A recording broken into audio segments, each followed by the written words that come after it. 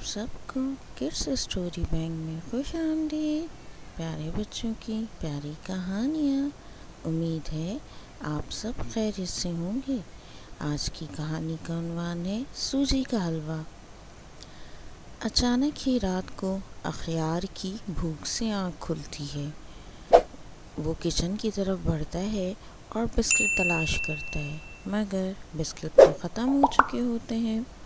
اخیار fridge کی طرف بڑھتا ہے، مگر وہاں کوئی پھل بھی نہیں ہوتے۔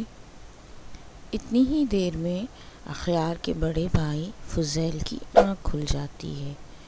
دونوں بھائی مل کر سوچتے ہیں کیوں نہ سوجی کا حلوہ بنا لیا جائے۔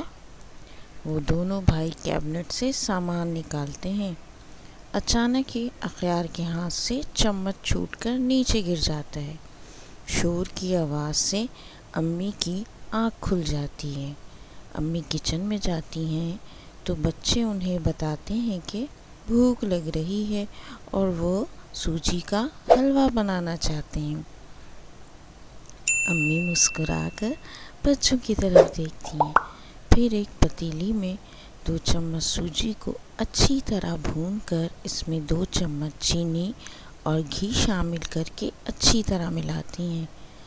4 چمچ پانی ڈال کر ہلکی آنچ پر پکنے کے لیے رکھ دیتی ہیں۔ 2 منٹ بعد سوجی کا حلوہ پک کر تیار ہو جاتا ہے۔ حلوے کو پلیٹ میں نکال کر اس پر خشک میوے یعنی بادام، پستے، کاجو، اخروٹ، کشمش شامل کر کے بچوں کو کھانے کے لیے دیتی ہیں۔ بچے خوش ہو کر امی کا شکریہ ادا کرتے ہیں۔ آپ سب سلامت، شاد و آباد رہیں۔ فی امان اللہ۔